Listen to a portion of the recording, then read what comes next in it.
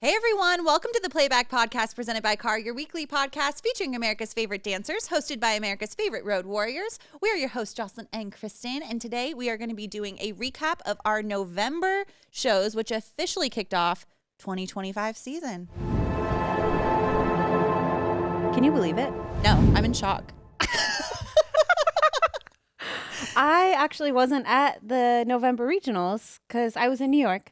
Yeah, it's still convention season right now. So this is always like a fun little time where convention and comp overlap. So while she was out there rocking convention, I did get to stop by one of our shows. We had one in Redondo and one in Mesa. Both were car shows. And I'm going to go ahead and just kick things off. So this is Act 287 Time Lapse from Studio One Dance Academy. This dancer's name is Ayumi Alla, and she received first overall in that elite senior category. Okay, guess what? What? I watched this through my eyebrows. Okay. And for those of you who don't know, it's been a second, but when I watch these dances through my eyebrows, that means that from the second it starts, I'm like, it's creepy. in the best way possible. And it's because this girl started and she starts with her fingers like all over her body. And the second that it starts, it's like, okay, this is an instrumental that I can tell is going to build. And it's like the intensity just continues all the way up. So yeah, I was hooked from the start. First of all, her movement quality is insane. And then she comes out with her first jump of the dance and it's like, woo, where'd that come from? And then continuously through, she does these amazing jumps. There's one where she like is going towards the back corner and she flips around and it's like almost a surprise jump, but it's like such an act of like strength and just, it was so good. I didn't know this song. It was just one of those like instrumentals. But like I said, the intensity was building and her energy like matched that. And that's, I think, the biggest thing is like if you pick a piece of music and it's building and your energy isn't reflecting that and kind of stays at a plateau, it's not going to translate. Yeah. And her everything, like from her facials to her movement and how she was doing her execution continued to get like grander and bigger and stronger. It was like one of those routines where like you finish and it's like I don't think I breathed the whole time because I was just like you were in it. Yeah, it was so good. And I was thinking about it because I realized at the end of the routine, I never realized as it's happening. I realized at the end of the routine when I'm watching like this that I'm like, ooh, I liked that. Because throughout it, I'm like slowly like, ooh, I like that. I get it. You know what I mean? Yeah. Yep. I do. I've seen it. Yeah. So anyway, shout out to 287 Time Lapse. Absolutely stunning and super cool. And just, I can tell you were like in your element. So awesome job and congrats on that first overall win. Okay. So speaking of dancers that just like did some crazy tricks, I feel like it was very tricky and like for November, crazy. There was another dancer from Redondo Beach, Act 394, No Regret. This is Taya from Pave School of the Arts. The first 30 seconds are wild. It's like that French song, you know what I mean? And she comes out and she's a nugget. I want to say she was like 9 to 11, 12 to 14 elite soloist. At 30 seconds in, she hits like a handstand from the ground. Like she's on the ground, she hits into like a handstand and then she lets go of one hand and like splits her legs. And you can just see all the muscles in her arms. And I literally paused the video, went back and rewatched it. And then I kept watching and trick after trick after trick. I was like, who is this girl? For one, you're strong. And for November, like nailing these crazy tricks. Insane. I was shocked. I had to go back and watch it like 4 more times. So automatically I needed to write everything down and talk about you because I've never seen some of these tricks before that she was doing. And I like don't even know if they have names or if they're new or if she thought of them in her head or a choreographer did. But like they were wild. It was like giving B-girl at the same time as technique. Like she was hitting like a Barbie foot and then she was hitting a flex foot and then her legs were straight. And I was like, how did you do that? Like how? It was so cool. You guys are seeing it right now. Like, can you teach me? Actually, don't. I will break a bone. Yeah, I was surprised by the cleanliness. Obviously, November shows are typically very solo heavy. Yep. I believe for both Mesa and Redondo, it was just solos Friday, Saturday, and then there was no groups until Sunday. Yep. So that just goes to show. I know a lot of groups are still getting cleaned, and it's really those solos that are wanting that stage time. And wow, the fact that this is your first time hitting the stage and it looks like it could compete on a national final stage. It's insane. Same thing with this girl. This was also from Redondo. This dancer's name is Taylor Smith, Act 274, Namakita Pa, from JDI Dance Company. And I'm actually going to talk about both of her solos. So she was the only dancer, again, soloist coming to test out her choreography. And wow, you guys, I've been watching this dancer. I think we've talked about her on the podcast before.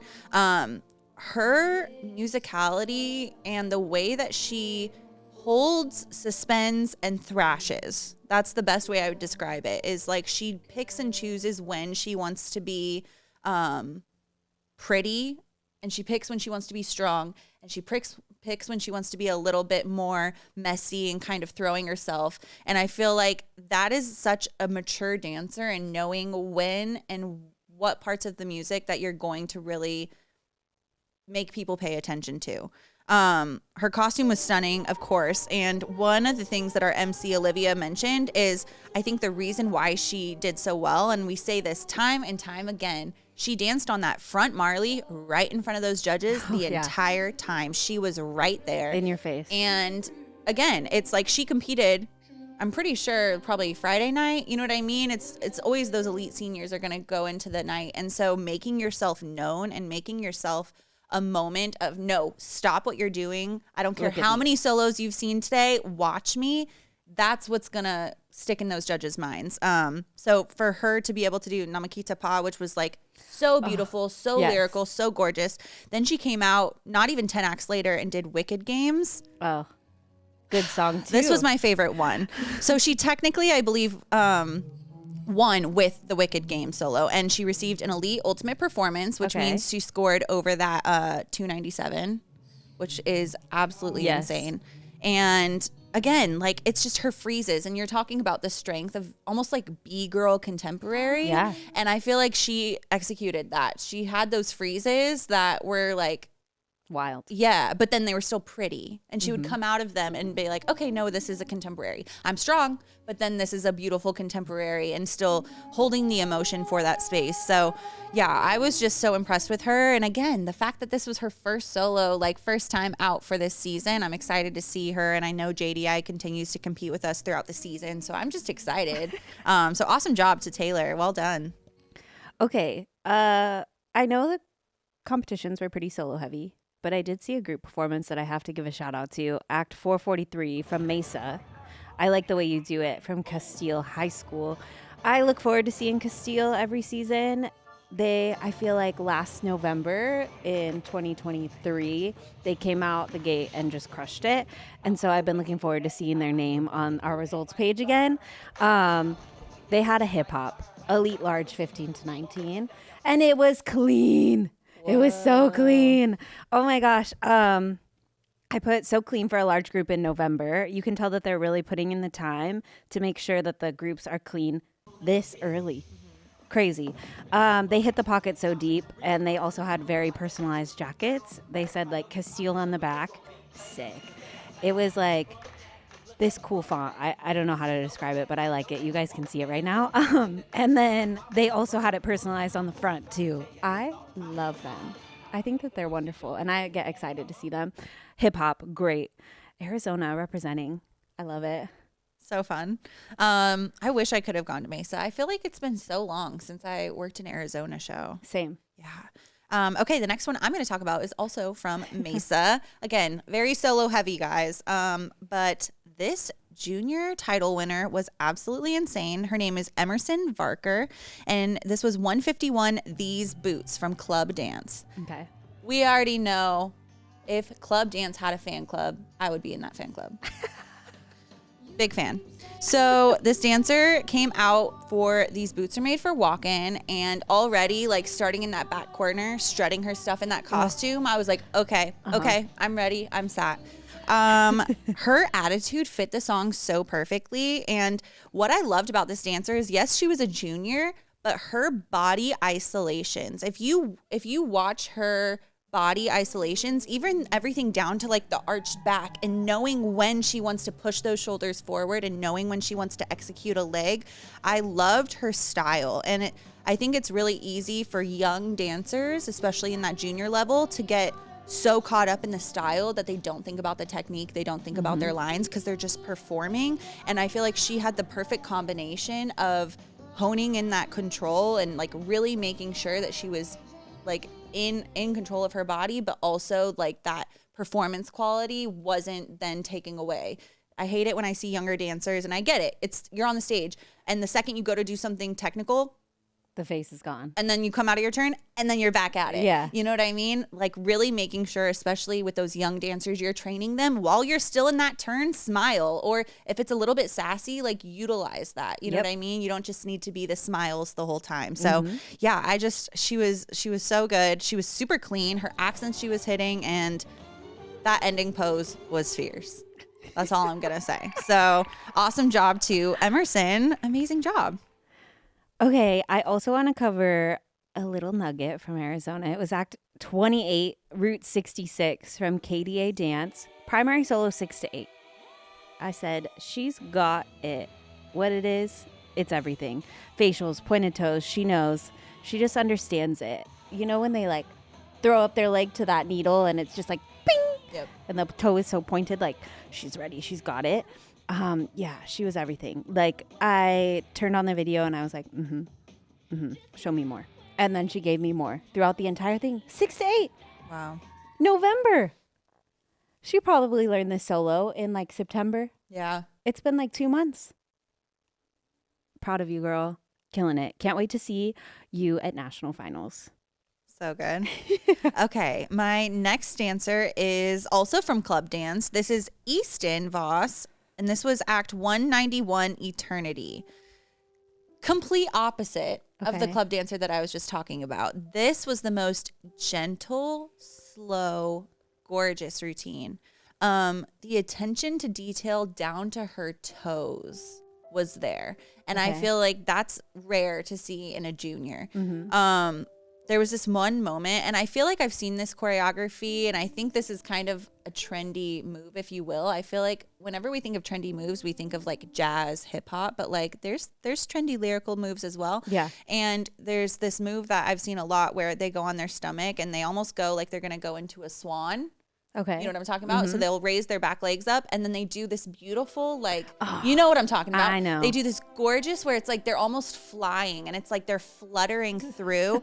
It is so gorgeous. And I feel like her arched back, like everything about it was so picture perfect. Yep. And yeah, like I also feel like it's very easy, obviously, to be focused when it's like that emotional and like technical of a dance. But there was moments where she would let her smile crack through. Cute. And I feel like those are the moments that like, it's very obvious you love to dance. And I just want to encourage younger dancers to like not get so stuck on the song or the choreography. And it's like, that's your time too. Like you're not just up there to win an award and to perform for us. You're up there to perform for you. And that's a moment for yourself. So like, take that and don't take it for granted. Take that moment as like, I'm on stage and I'm doing what I love. And sometimes showing us that genuine vulnerability makes us connect to you even more. So yeah, I was so impressed with her. She kept her chin lifted the whole time. She was just such a breath of fresh air. So congratulations to Easton. Amazing job. Okay, there was another dance that kind of made me feel the way that you felt talking about that one. It was Act 428, Unconditionally from Elite Dance Pro. It was an elite duet trio aged 9 to 11, a little boy-girl duet. Love. Oh my gosh, they were so little on the stage and they just like floated across the stage. From the little clip that I saw that made me go and watch the entire performance, I was like, I want to be you guys when I grow up. I literally wrote wow with lots of W's. I said stunning technique for such a younger age, beautifully done, well choreographed partner work, and not too mature for their age. Like it was choreographed so well for how young they are, and the little lifts that they would do, like it was just like you could tell that they might be friends, like outside of the dance room too, because like the way that they partnered with each other, it was just like they've known each other for forever and they're so little. And Oh my gosh, it was adorable. I loved it. I believe that they got first overall too, like rightfully so. Crushed it. I can't wait to see them in like 10 years from now to see if they're still doing like these beautiful duets together. It was so sweet. I love that. I feel like I never got that opportunity. Like, me neither. I was never, we never really had boys in my studio. And when we did, they were so much older or younger than me. And I always was like, I just want to partner dance one time. Right. So I feel like kids take it for granted now because I feel like they're starting them younger and younger and younger, which is good, especially if you want to pursue and, you know, every dance show now it's partner work. Yeah. So I think it's better to learn younger, but yeah. Oh, it's so sweet. It fired me up. Okay, the last one I'm going to talk about from Club Dance was actually recommended from our MC, Miss Brittany Block. And again, a double feature of this dancer. Okay. So first off, this dancer's name is Tatum Self, and this was Act 408 Spectrum of Love. Won elite first overall and title. And from the start, you could just tell strong, confident. The feet on this dancer. Croissant? Yes. And I'm like so shocked at the younger and younger and younger that these feet are getting more and more beautiful. And that just goes to show, like, shout out to these ballet teachers, shout out to these teachers that are really, really working these feet because I feel like it makes such a difference in these performances. She was, again, in control of every little thing. And what I loved about her is, again, this pretty natural facial expressions that she found her moments to feel those feels. But then she comes out with 370, Roxy Hart. Oh. And this was my personal favorite. Okay. I'm a sucker for Roxy. Yep. And oh my gosh, her musicality, like, she's a smart dancer. It's one of those things where she's picking and choosing her moments of when she wants to draw things out for like the effect of the dramatics. Yeah. Or tighten them up because she knows she has a trick coming. And yeah, I just feel like seeing her be able to do both. I love seeing the versatility of these dancers because she was able to turn on that sass. She became Roxy. And I'm like, but I literally just watched her be the most gorgeous. You know what I mean? Yeah. So I just love that the versatility is getting even younger and younger and younger. And even just continuing, shout out to Club Dance and all of the studios that are really getting these young dancers to explore those different styles and different performance execution, I think is huge. So yeah, congratulations to Miss Tatum Self. Both your solos were phenomenal. And she got that first overall and that title win. So what a way to kick off the 2025 season, girl. For real. Holy cow. Okay, the next one I want to talk about is from Redondo Beach. It was Act 384, By My Side. This is Aubrey Thomas from the Academy at Brea Space.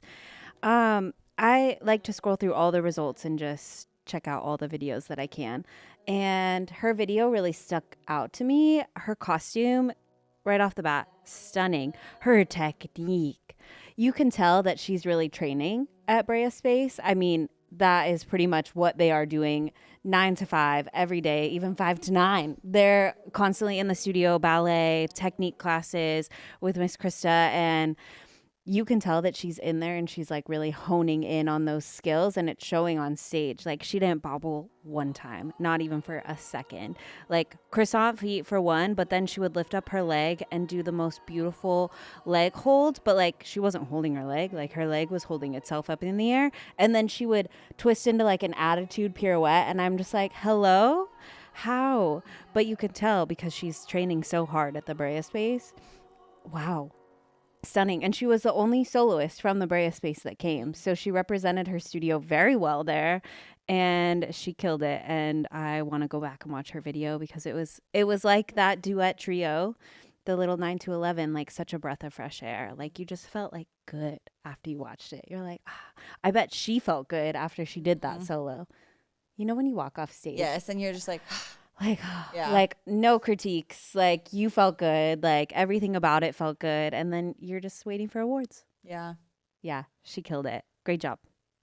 So good. Okay, I have one last one from Mesa.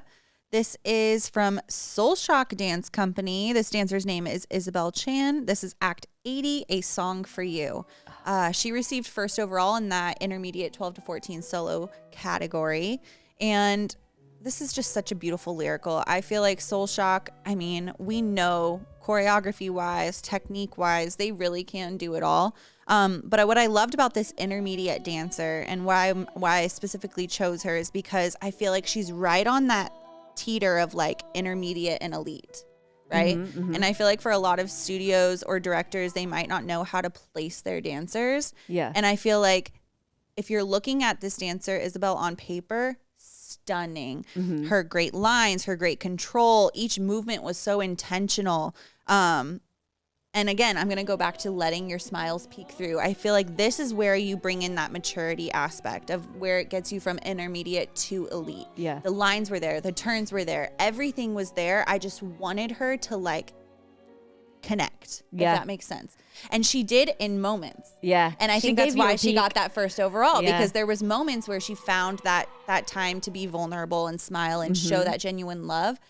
But again, I'm like, I want more, because I can see that. And that's really what makes the performance, right? Is your storytelling. You're not just hitting marks. And I feel like she is going to be so amazing. And she's only 12 to 14. So she has time. And I know that with Haley and everyone at Soul Shock, they're going to get her there. But like, she's already on that winning cusp. that first overall. Yeah. So you know she's got it in her.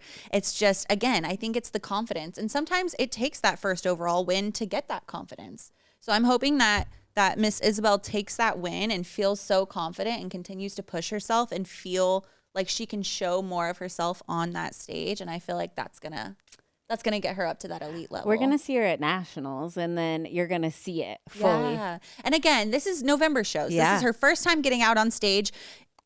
I try to remind myself, dancers are still worried about costume malfunctions. They're still worried about, they just cleaned this part last week and they had to switch it. So yeah, I think that she did such a phenomenal job, and I'm just excited to see where she goes, because I can see she has so much potential in her, and I know she has that support system at Soul Shock. So yeah, just congratulations on getting that first overall win, first solo out. Okay, the last one I'm going to talk about is also from Mesa. It's Act 352, If I Ain't Got You. This is Brooklyn Bell. I remember seeing Brooklyn Bell when she was a little nugget, so seeing her grown up is wild to me. I grew up in the Arizona dance world, so seeing these kids now, like teenagers, what? It's crazy. She did If I Ain't Got You. I mean, Alicia Keys, beautiful song. I feel like you have to do it justice, and she did just that. I wrote down soul. I don't know how to describe that. Like, that's what I got based on her solo. If I could say it in one word, it was soul. She had stunning lines. She really reminds me of Kylie Schwab. Ooh. In this performance. Like, the strength, the maturity in the movement, but like she was like going for it with like all of her. Like, she gave all of her in this performance. And I love this song. Tying into, we did like an NYC Protege Day, which we'll talk more about in our next episode, our little car convention 2024 recap. And it just like had me reminiscing about seeing that Broadway show. But great job, Brooklyn. You killed it. Wow. Stunning. Yeah. I'm excited, especially with like Wicked movie coming out. Like, I just feel like there's so many good soundtracks that are going to be so good heading into the 2025 season. I know a lot of choreography has already been done, but I feel like there's a chance we might be seeing. Yeah. So you're saying there's a chance. Yeah. But yeah, I just can't even believe that we already are in November and officially kicking off the 2025 season. It's really happening. 2024 was, I feel like it happened in the blink of an eye. Yep. What's the saying? The days are long, but the years are short. Yeah. That's a saying, I promise. I can tell you're not sure. I swear it is. But yeah, and some exciting news too for the 2024 season. We officially, since we just wrapped that up, we raised over $90,000 for Dancers Against Cancer with those Pink Bucket donations alone. So just thank you guys for continuing to support us. I think it's really incredible. And every year I like watch the number go higher and higher. So I'm like, 2025, we're going to hit 100K. Just watch. But yeah, I'm just so excited. And right now we're hiring too. So we're getting all of our new road warriors hired and trained so that we can get the best videographers for you guys, the best photographers, the best MCs. And it's just another fun year. I feel like 2025 is going to be good. I feel it. Yeah, I feel it in my bones. Yes.